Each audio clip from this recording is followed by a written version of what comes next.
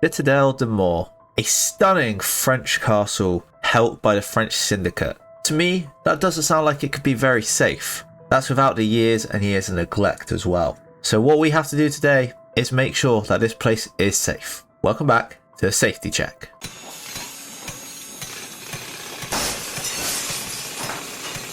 Okay, here we are, the lovely Citadelle de Morts. The castle is in the distance. We have our big old friend here, and don't worry that I've already got a sword. That doesn't matter. But I think we should get into things, and we should go on to our low tier risks to start with.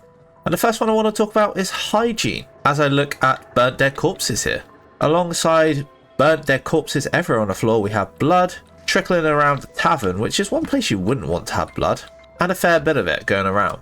We have more bodies and more blood, and we haven't even got into the castle yet. And I mean, this to me doesn't look like it's very hygienic, especially with more bodies and more blood around. And then you come around the corner and you look on tables and we've actually got food just left here.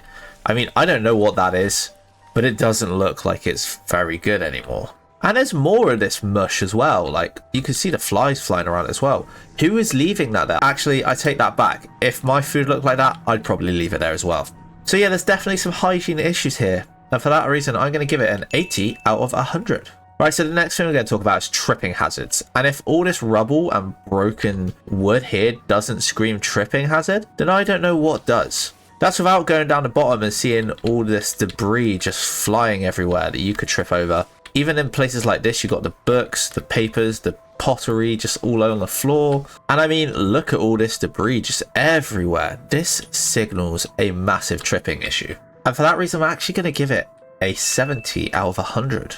So we have one more low tier safety risk for this map, and it's not a massive one, but there are elements of small fires left over here on the ground from the cannon shot, which could class as a low tier burn. Now, it's nothing drastic because it's pretty much contained to this area and maybe a few other small areas like this one. And I guess you could say these open flame torches could be a bit of an issue as well. So nothing major, but it is still a risk. So low tier burns is going to get an 80 out of 100. Now the next one is actually a medium tier risk and is a lot more dangerous, and it's going to be falling. So there's little breaks here, for example, which you could fall off, which, you know, not a major issue, isn't going to cause you too much damage. But then you've got to remember that one of the main areas that we have to go through on this map are these walls. And look at the size of the gaps here. You can fall straight down that, and that's definitely going to hurt. And of course, you can go down the other side, which is even further down. I mean, look at that. And bear in mind, I have stamina up on, which mitigates fall damage. So yeah, that's not great. And of course, if that's not good enough for you, you can go even higher up and you can jump off here. So falling is definitely a big risk here, and it is going to get a 40 out of 100. Our second medium tier risk is actually going to be all these vehicles around the map. We had this issue in Liberty Falls as well, if you can remember. But, you know, vehicles on fire, not great. And there's quite a few, surprisingly. There's another one there with a gas canister right next to it, which could cause even more of an issue. And you know, there's vehicles in spawn as well, like this one that's on fire, and this one that's not on fire yet, but now it is. And that could cause a massive issue as well if that explodes on me. So yeah, vehicles are going to be a bit of an issue, and it is going to get a 60 out of 100. Right, now that we've spoken about the vehicles on the map, let's talk about the stability of the buildings on the map. Let's start with outside the castle first. This tower's got a big hole in it. That doesn't look safe to me. This tavern doesn't look too bad in my opinion, but it's still got some holes in it, which isn't great, like that one there. And again, another hole in the building, which isn't good, and another one up there as well, which also isn't great. That's the majority of stuff outside of the castle, so now we can go inside the castle. And of course, first things first, we've got to look at the state of the walls, like how they've broken apart over here, and they're crumbling over here, and they've broken apart over here, and again here and here, which to me signals that the building is starting to erode a little bit. But then we go inside. Look at the gaps in the ceiling up there, and you know, the fact that all this debris is fallen from somewhere, which isn't good. And that, of course, is without mentioning there's a massive gap in this roof. I don't think that was originally meant to be there, was it? And that's without noticing that half of this wall is missing And that's not the only one, because there's a big chunk of it there, a big chunk of it there, and a big chunk of it there missing. Meaning that the stability of this room must be pretty weak by now. And that's without looking at all these holes and gaps in the wall, again, where debris has fallen off. And we go underground and look, it's starting to deteriorate here as well. How long until this just breaks apart and it collapses in on itself? And imagine if someone's here. I mean, the whole column's gone there. The entire pillar is gone. So yeah, building stability is definitely an issue. And for that, it is going to get a 50 out of 100. The next thing I want to talk about is chemical hazards on the map. Now, when I was going around, I noticed there's lots of these barrels just laying about everywhere. Which I thought at first, oh, it could be anything, you know. But then when I found these ones, you've got this highly corrosive label on here, flammable, which means it's definitely a chemical of some sort. And obviously bearing in mind that they are doing, you know, stuff here that involves a lot of chemicals like all of these. So chemicals could definitely be an issue, especially if they become airborne. So for that reason, it's going to get a 40 out of 100. Now this next one is a bit of a special one because I have already identified low tier burns as a risk. There is one thing we do have to take into consideration, which I couldn't put in the low tier burn category, which were these flame, which I'm going to have to class as a high tier burn. Because to complete a part of this Easter egg, I had to set myself on fire. Look at me. I am literally ablaze and I am losing health rapidly. And we all know, if you don't know what you're doing in that situation, you might die. Wait, is it going to kill me? Surely not. I don't think it will kill... So I would say high grade burns are pretty dangerous on this map, especially since you have to do it 3 times in a row to your body. That's got to put some strain on it. So yeah, high grade burns are going to get a 30 out of 100. So this next one kind of relates to vehicles and also relates to chemical hazards, which is going to be the possibility of explosions.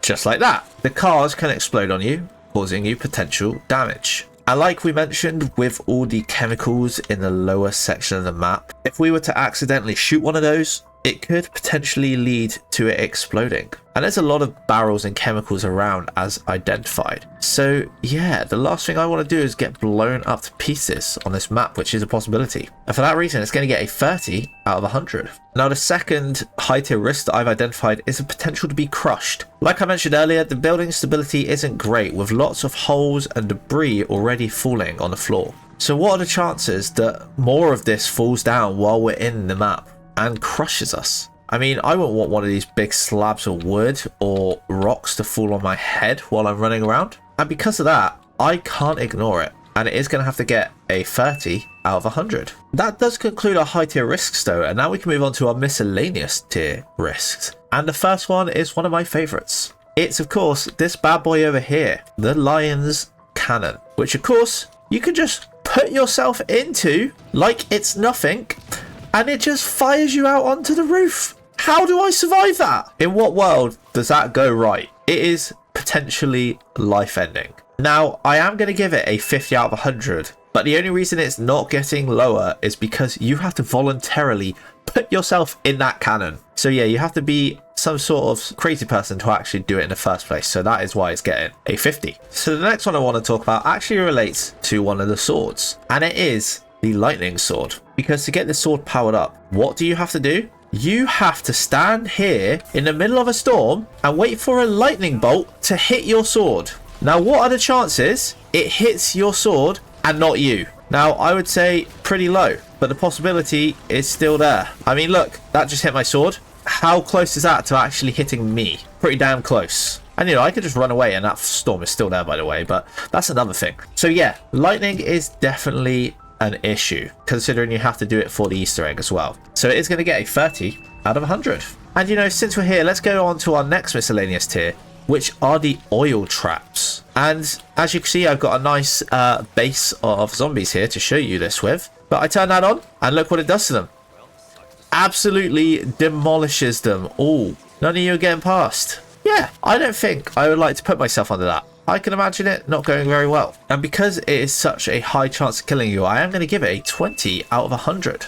Now this next one I actually quite enjoy, but it still can be seen as a risk. And it is the cave slide. Because when you're sliding down this, what's the possibility of you not actually hitting one of these on the side?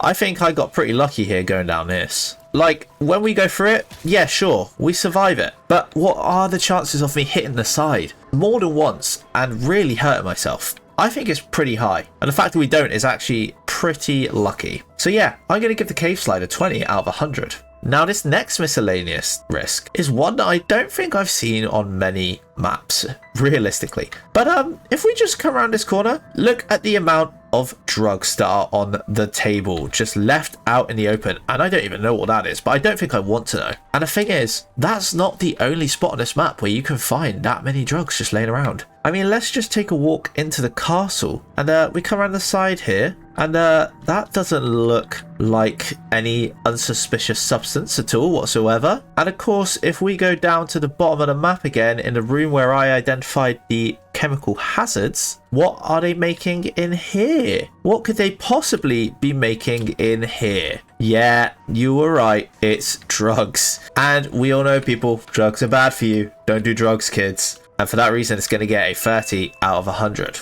So we have one final miscellaneous tier risk. And it is this bad boy here. An old nuke that has just landed in the castle and not exploded. Which means it could still be live and potentially very, very harmful to us. If that bad boy decides to blow while we're in here, or if, you know, I accidentally just shoot really close to it and then one day accidentally hit it, that nuke is taking out the whole castle. There is no chance of anyone surviving it. And because it is that deadly, it's going to get a 10 out of 100. So that is actually all of the risks identified, finally. I know, there was a fair few today. Now, we do have one safety feature, which I am going to mention, although it's not massive, but we still got to mention it, you know. Give the map credit where credit is due. But on some of the barrels, there is, of course, the chemical hazard sign, which we identified. Now, not on all of them, but it's on a couple around the map. So we do have to acknowledge that that is there.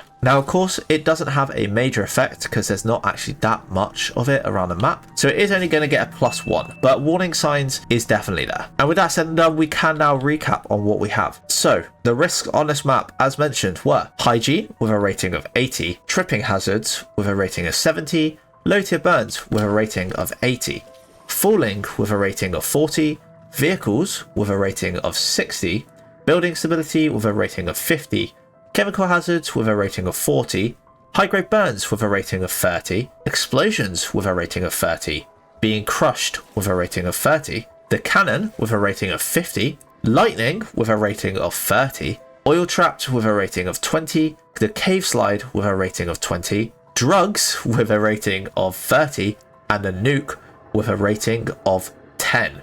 Now we put all of those together and the average score that we get is actually 41.5 out of 100. Now, of course, we do have to bear in mind that we have over 10 or more risks, which gives it a -5. We also have 5 or more high tier risks, which gives it another -5. But of course, it does get the +1 as well. So when we add all of those up together, Citadelle de Moor gets an overall rating of 32.5 out of 100. Another map that is not particularly safe. And let's be honest, are we really that surprised? Because I'm not. And if we look at where that puts it on the ranking, it actually puts it just above Nuketown in Shut It Down. Yes, we have another Shut It Down, and it's actually Black Ops 6's first Shut It Down so far, which does mean that Citadelle de Moor is the most unsafe map in Black Ops 6 so far, joining a lot of Black Ops 2 maps in the process. But that is another map done and ranked, and we now know that Citadelle de Moor is not very safe. Now, before we end the video, I do just want to say a massive thank you to the members of the channel. The extra support is greatly appreciated, and if you do want to become a member today, then why not join? Apart from that, make sure to leave a like and subscribe for more content coming soon on Black Ops 6 and all other Black Ops zombies. I hope you have enjoyed, and on the final note, stay safe.